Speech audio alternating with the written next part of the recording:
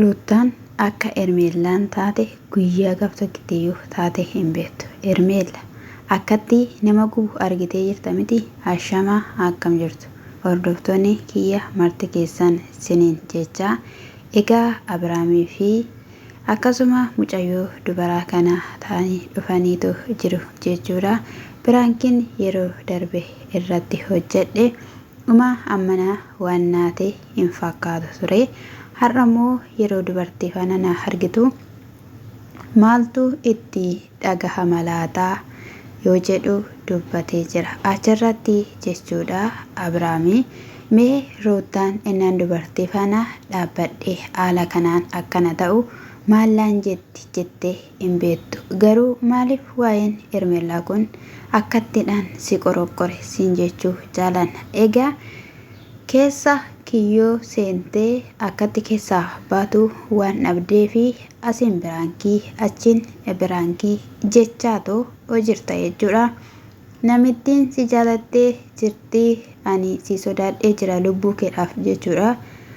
Akka ati ishii dhistee gara Ruutaas gara nama kamiyyuu deemtu hin barbaaddu.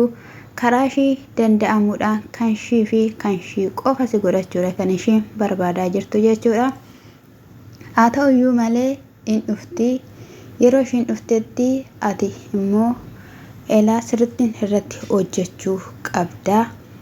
Jennaani mucayyoon si'iyyuu ani biraankiin si godhaa jettee jechuudha. Kana irratti egaa har'a walumaan hin ilaallaa akkam akka isheen taatu inuman hojjedha jedhee nan hamana jettee sana booda isheen kun shubbisaa kokkolfaa gaafa isheen dhuftu akkami huccuu wal fakkaatu uffannee walitti illee hin himne jedheetoo kakatee jira jechuudha. Walitti himtanii himuu baattanii nuyi waan nu galchuu tokkollee hin qabu. Sana booda iddoo deemnu ni qabna. Hanga galgalaatti garuu asuma turreetu waliidhaan galgala deemna. Iddoon si geessu qaba gaafa inni jedhuuni isheenis maal jechaa jirtaa? Ani gaafa kolfitu natti hin tolu kokkolfiteettaan sin amaname jetteeni jechuudha.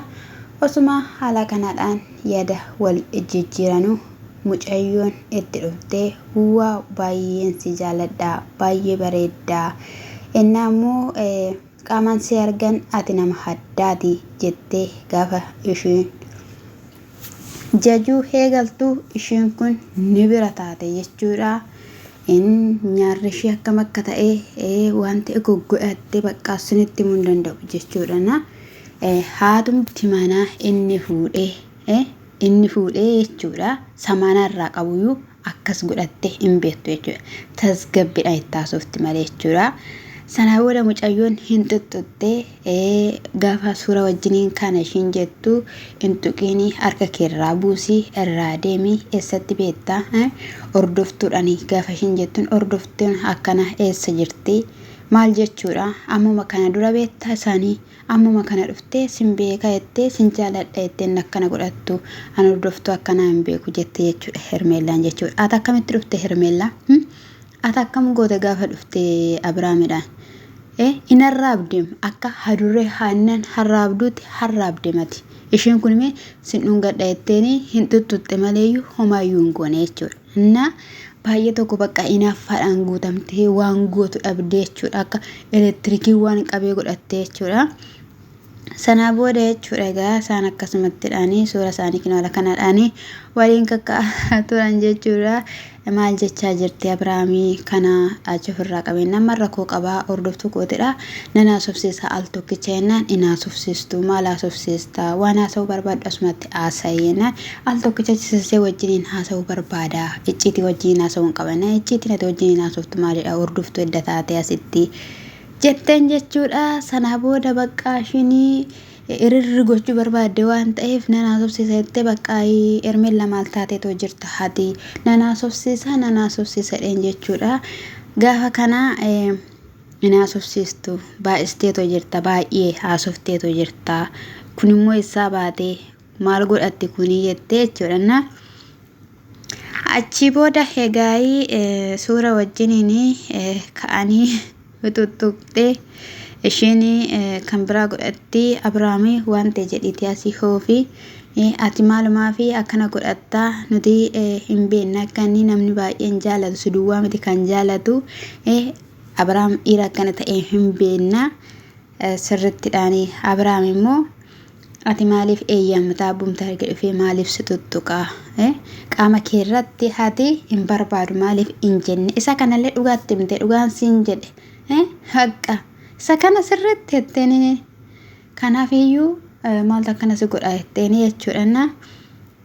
Qaama kee irratti abboomin qabaattu calluma jetta abbumta arge dhufee si dhungatee naana egaa Abrahaami ati guyyaa sadiitti dhuftee na dhungattee jennaani ani si dhungadheera kan biraa kan dhuftu si dhungattee jechuudha ka moo osoo anaanis gidduu kana keessatti namni na baree dhufee na dhungatee akkasuma dhaaree bakka akkasumatti na ilaaltaaree jetteen jechuudha. Maali isa dhibee maali ati haadha manaa isaati moo si fuudheera moo walirraa maal samaanaa qabdu moo maa inni akkana si godhu inni akka abba mana namaatidha. Abrahaam immoo jechuudha kan inni akkatti hin dhiphatee asiin biraankii achiin biraankiitti fiduuf jechuudha of bartee narraa adda baatudha. Ishiin immoo irraa adda ba'uun barbaaddu karaa ittiin bakka kutatee ba'u barbaadeetoo jira jechuudha. Hiriyoota jedhee warri inni hamanu boolla qotanii fi kunoo haala kanaadhaan kiyyootti kiyyeessanii biraa zor jedhaniitoo jiru jechuudha.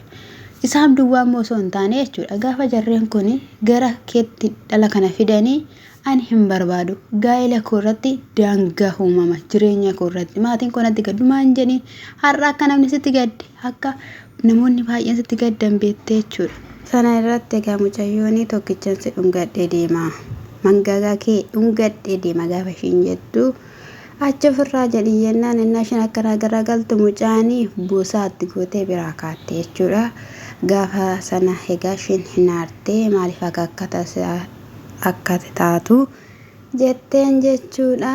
Egaa isheen baay'ee gubattee jennaan sana booda hin kolfee jechuudha. Isa dhugaan siniin jedhanna. Egaa edda Ermeen lafaan adeemuu jalqabee Abrahaam gammachuu otoo hin taane dubbisuu baate jechuudha. Sababni isaayyuu waan baay'eedhaan itti dhuftee waan ta'eef jechuudha. Sana booda mucayyoon itti deebitee maariyaatti hordoftuu akka itti simattaa jetteen jechuudha. Akkaataan itti taatu waan addaatii maan akkana jetteen jechuudha. Sana booda akka isheen tiktookii hojjettu akkallee hiriyaa Cigee fa'ii taatellee itti hime jechuudha. Sana booda gaadhifama wal gaafatanii maqaa waliisii walitti himatanii jechuudha. Aboon immoo gidduutti maal jedhanitti fakkaatee akka haadha manaa godhatte maal jechuudha akkanaa seera eegeedheen jechuudha. Haadha manaa dhuma kee ta'uu fidhamee hin beektu mootii siin jechuu jaalanna innaa baay'ee fokkisa jechuudha dhugaa dubbachuudhaaf innati akka kanatti nama gaddisiisa nama jibbisiisa jechuudha. Bakka hin barbaaddu miti oma kan hundumayyuu qoruun barbaadu jireenya koo keessaa bahi mana koo dhufeen dubartii biraa fiddee ganaa nama amma of taqqaasiste jechuudha teessiste gadi jechuudha. Ermeellaa ati jireenya kootti gufuu ta'aa jirta mana kootti gufuu ta'aa jirta ati manaan koos baay'ee natti gaddite maatiin koo kanaafiyyuu lakkii fedhu si faana jiraachuun ammati ishiin akkati jaarsummaa gara ruuttaa deemtee jaarsummaa waan hundumtuyyuu dhumatee ruuttaatti deebituu hin barbaaddu. Amma ishiin maal jetti achi jaarsummaa achi dhiisaatii gara qeewarra kooti dhaqaa jaarsummaa na fuudhii siin jechaa jirti ergaa sitti machaa jirta biraam hin beektu mo'ati siin jenna. Innaa isa kana dhaqaa hordoftoota kiyya gooftaan koo sina eebbisu eebbifamaa siniin jedha. Waaqayyo galgala keessanaa bareechuu gaa'ela keessanaa heeguu kan koosaa heeguu asumaan immoo subscribe laayikii naa gochuudhaan na jajjabeessaa siniin jedha eebbifama.